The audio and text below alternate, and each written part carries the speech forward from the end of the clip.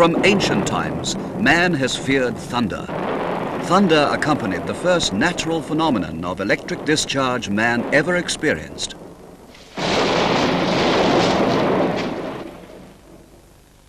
The instantaneous energy of thunder is enormous, as much as several million volts.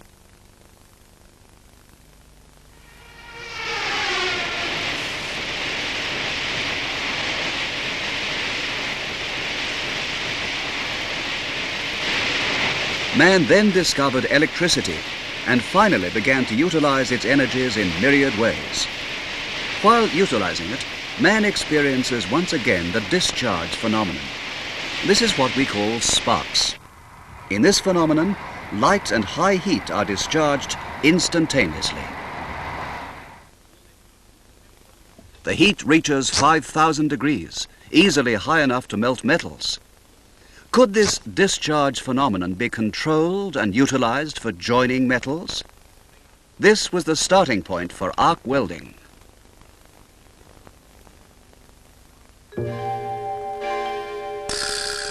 Now let us see what other methods of joining metals there are.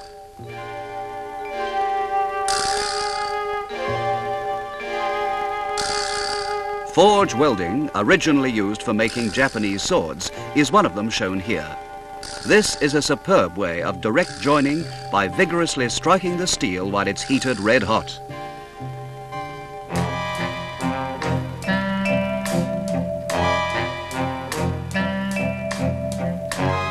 Soldering is a typical type of brazing. This method joins metals by placing low melting point metals in the joints and is widely used for such work as wiring in electric pots.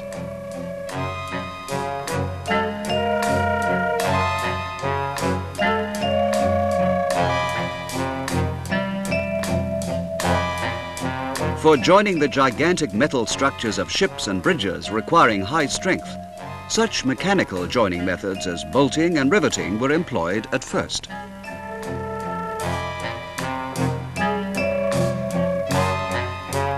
However, these methods are not entirely satisfactory in view of strength, hermetic sealing, appearance, and productivity.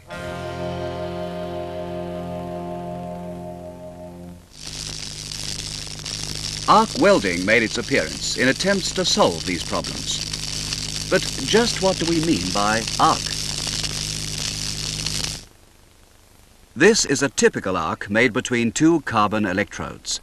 The sparks, which discharge intense light and heat instantaneously, are controlled to produce continuous discharge. That is what we call the arc. An arc is generated between the tip of the electrode and the metals to be welded. By utilizing the intense heat, the metals are melted and joined, thus arc welding. However, the arc is not easily produced.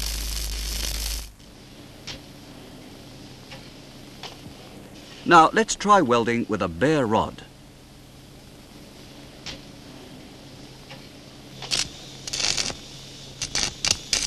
Sparks are made intermittently, but no stabilized arc is produced.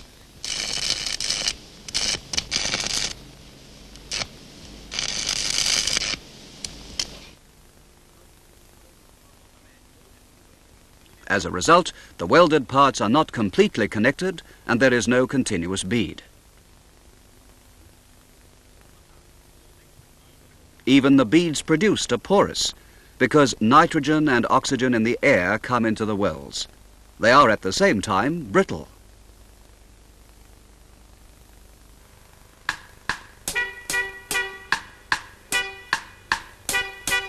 The coated arc electrode was invented to solve this problem. That is, the bare rod, now called the core rod, is covered with a specific coating flux.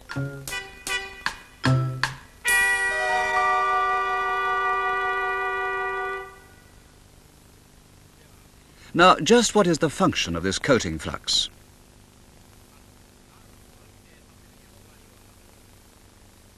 First, it stabilizes the arc. When the electric discharge is started, the coating flux decomposes and generates a gas, which envelops the welding rod and the base metal to produce a stabilized arc. Also, this gas plays the role of covering the part to be welded, thus intercepting the air to prevent the intrusion of nitrogen and oxygen into the melted metal and lessening its propensity to become brittle and porous.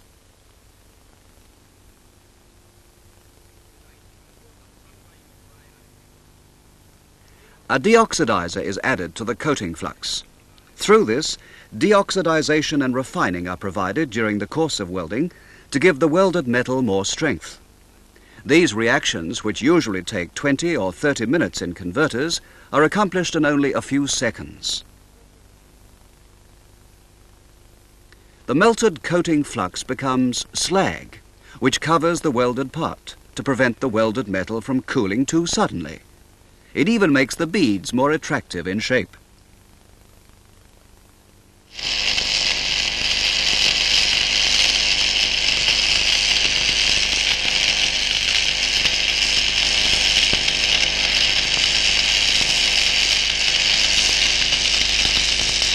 Now let us take a look at actual welding in slow motion.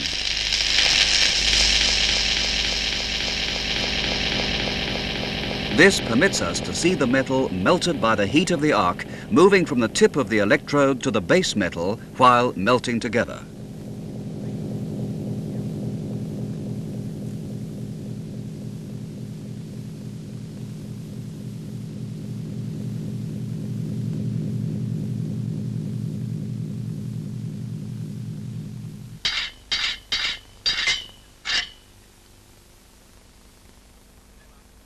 This is a view of the welded part, a cross-section. The effects of the welding heat are seen here and there.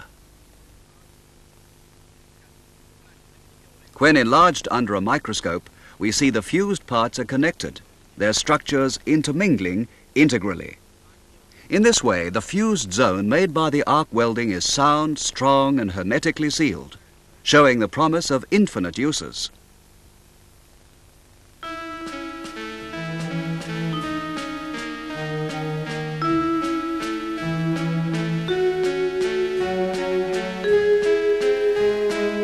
There are a large number of different kinds of electrodes, with the main ones coming to more than 100. At present, welding of almost every kind of metal is possible by changing the compounding of the coating flux to fit the kind and shape of the metal to be welded.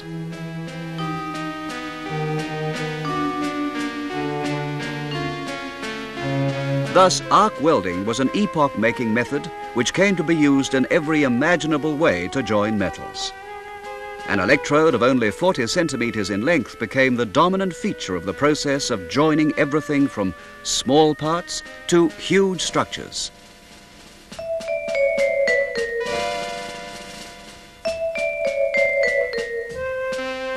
For welding of huge structures and intricate parts, a multitude of methods, each designed to fit the individual case, have been devised for diversified automation and labor-saving techniques.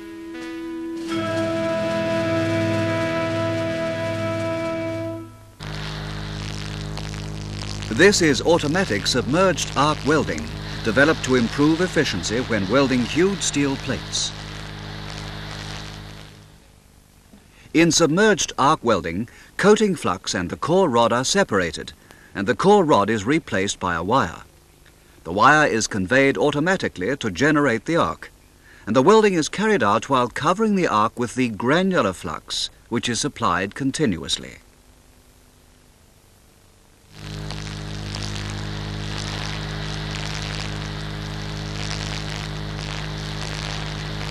This method permits the use of a high welding current, almost 10 times that for the coated arc electrode, subsequently increasing the welding speed by several times.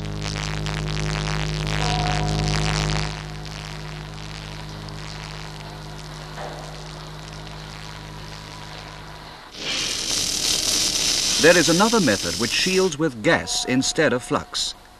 Carbon dioxide arc welding is typical of this method.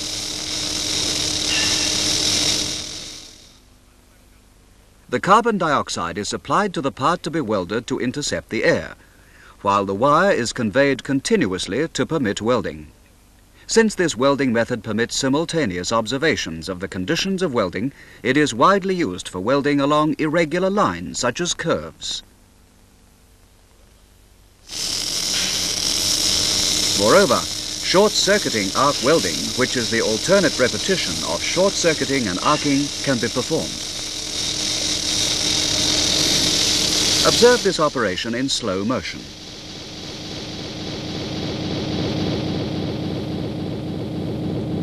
Welding in any direction, whether in a vertical or an overhead position, are accomplished smoothly with short-circuiting arc welding. And further, since penetration is slight, it is suitable for welding very thin steel plates.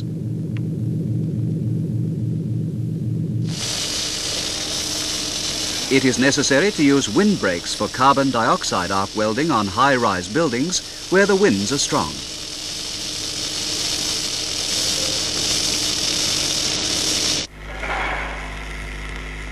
But a method was developed to do the welding without the windshield.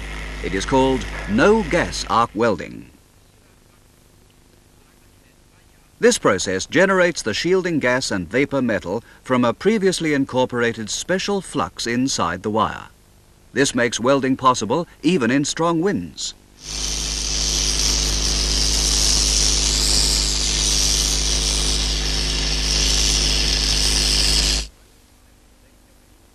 Tungsten inert gas arc welding uses tungsten electrodes to generate an arc while adding the filler metal. Such an inert gas as argon or helium provides the shield. Since this method effects an especially superior type weld, it is used to join such metals as high-quality steel and non-ferrous metals.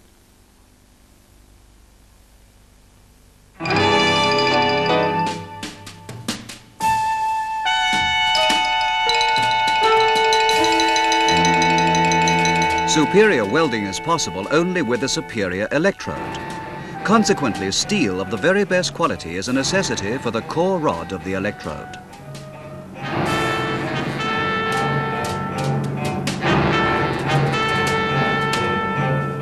The steel is refined in a converter. Next, the melted steel is conveyed to the continuous casting plant where it's made into billets.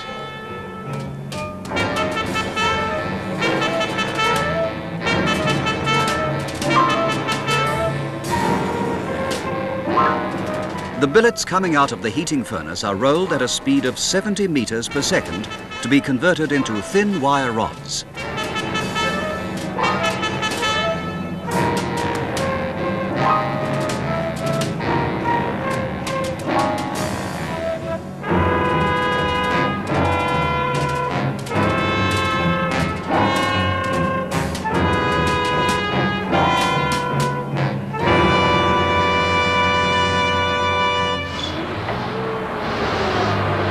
The wire rods go to the electrode plant where the core rods are produced.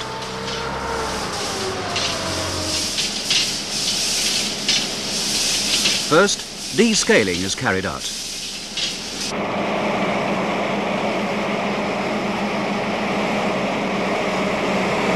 After descaling, they are drawn to a thin uniform size and cut.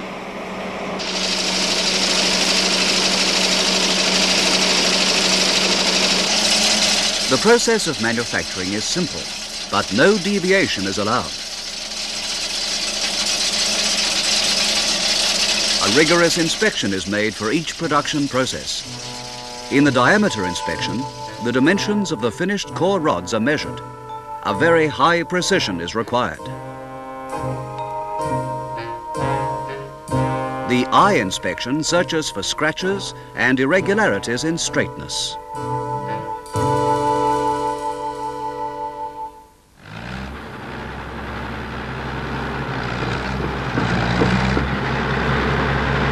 On the other hand, the coating flux is produced in the flux plant and is the very life of the electrode.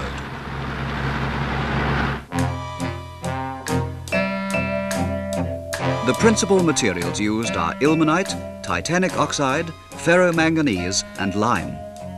In addition, the coating flux contains extremely small quantities of about 30 various other components.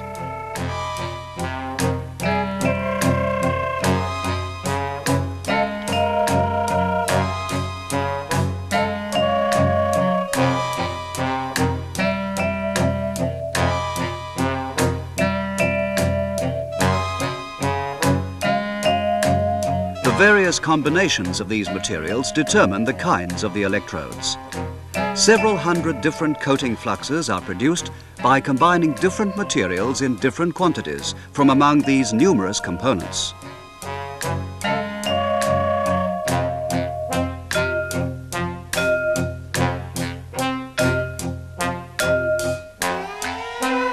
All are weighed accurately with computer-controlled automatic batch weighing equipment for compounding.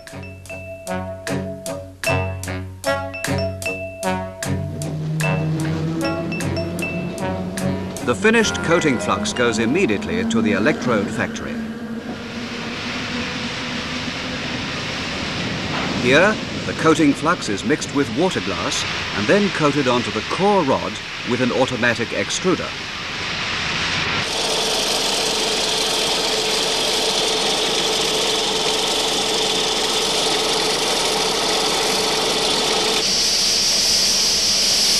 Electrodes fly from the production equipment at a speed of several hundred meters per minute.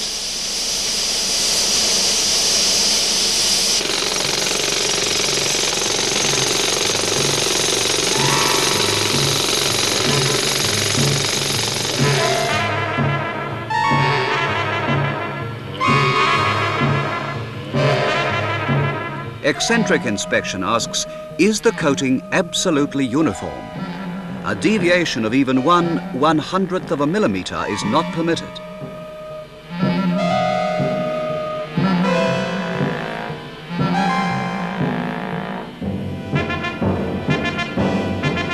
Then the next process takes them to the drying oven for drying.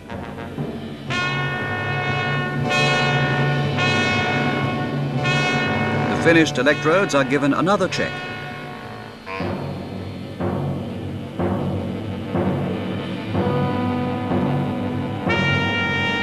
We have seen how superior electrodes are produced through thorough quality control.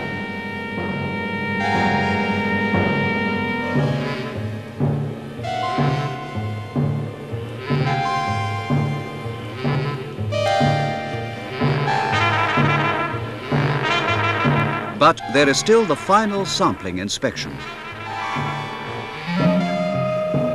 A welding test is carried out to confirm the mechanical properties of actual welded metal. Other such tests as impact,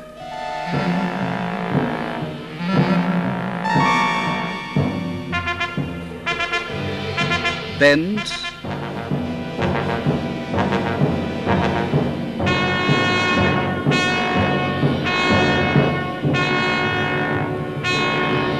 and tension are implemented.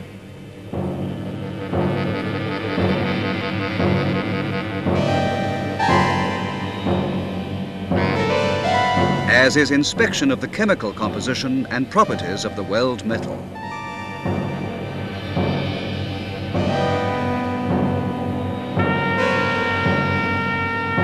The electrodes are finally approved for delivery only after they have passed all these inspections and tests.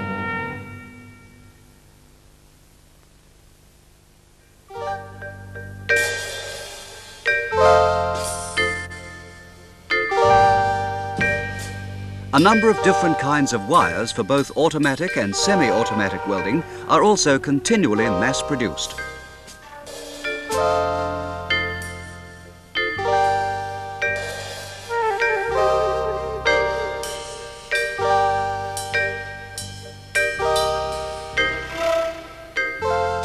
The production and shipment of electrodes come under the control of the computer.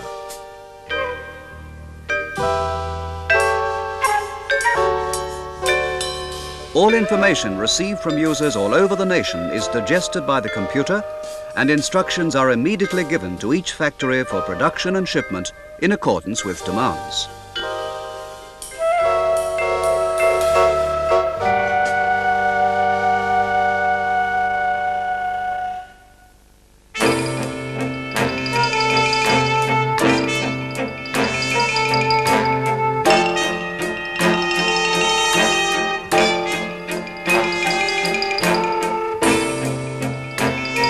The shipbuilding industry of Japan made great strides along with the appearance of arc welding.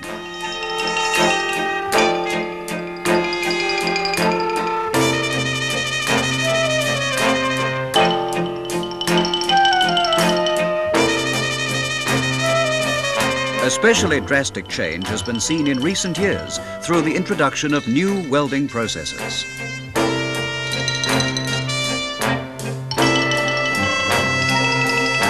A typical one is automatic submerged arc one-side welding. Heretofore, the only way of welding had been from both sides of the object. But now welding has been made possible from a single side.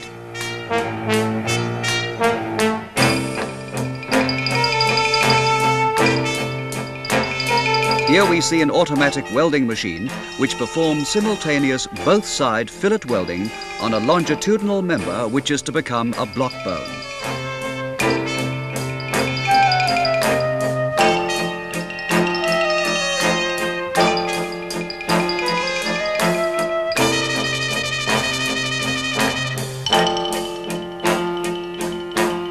Inside the blocks carried to the dock, automatic welding machines of high efficiency for exclusive processes are in operation, each in its own position.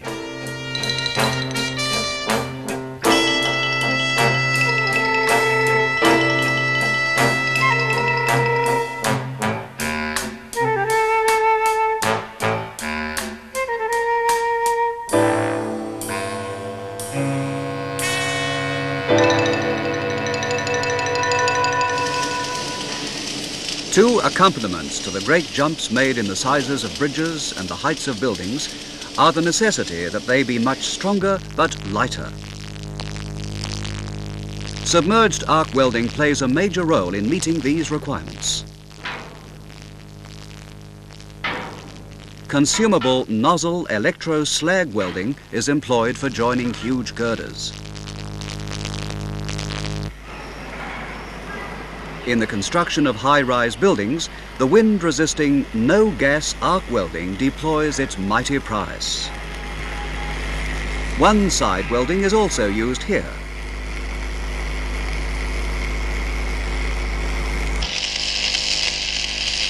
Enclosed arc welding joined the long rails of the entire new Tokaido line.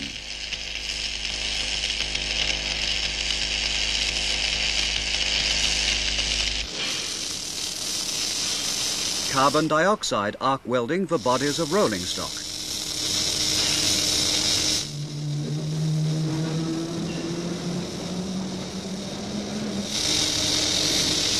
A huge pipeline for water. Here too, carbon dioxide arc welding plays the major role.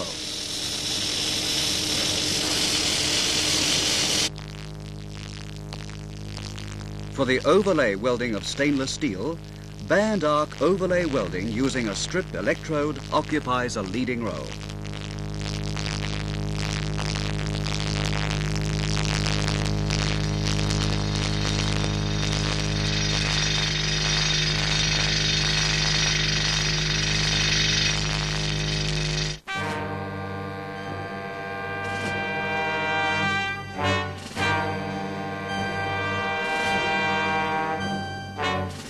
The drops of melted metal in their splendor dripping from the tip of the electrode one after another to construct mammoth ships, bridges, high-rise buildings and tanks. The physical mainstay of our modern civilization.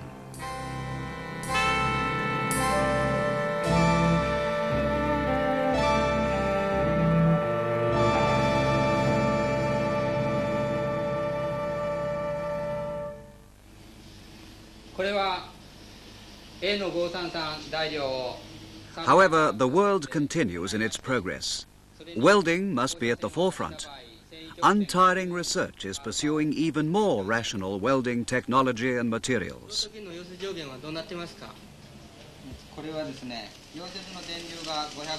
In the research laboratory, experiments are underway to develop an automatic welding method operated by anybody at the push of a button.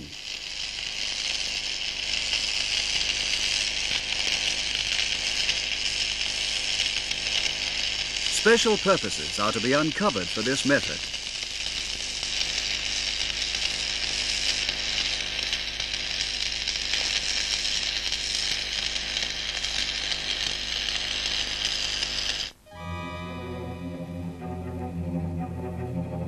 All of the great variety of structures are getting larger and larger. In order to guarantee the safety of the welded parts of these structures, it is necessary to carry out experiments under conditions as similar to the actual structure as possible. Watch this test, which shows the bending characteristics when pressure is placed on the welded parts of a bridge girder.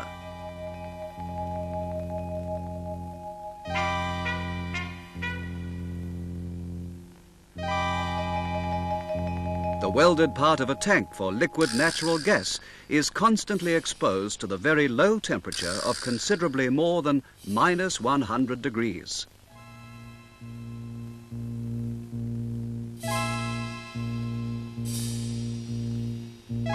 An impact tension machine puts 3,000 tons of tension on the welded part of 40mm steel plate after cooling it.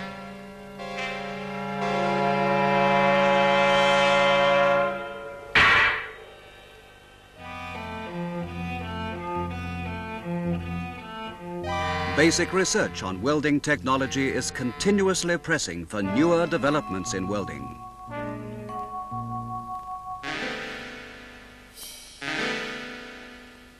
The causes of this brittle fracture are pursued with an ultra-modern scanning electron microscope.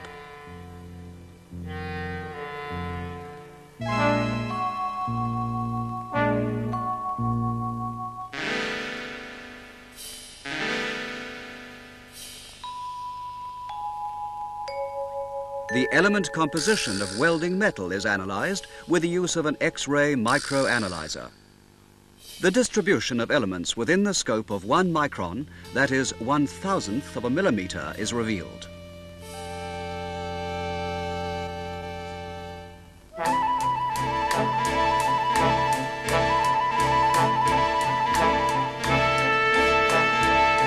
Through these fundamental research techniques, the possibility of welding of entirely new metals and structures, as required by the progress of the world, seen in atomic energy and space exploration, must be tirelessly pursued from the 2 points of view of welding process and welding material and equipment.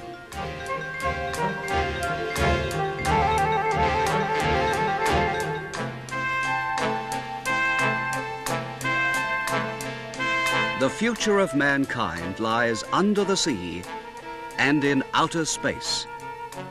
It is not only a dream that the blue lights of welding will shine through water and through space.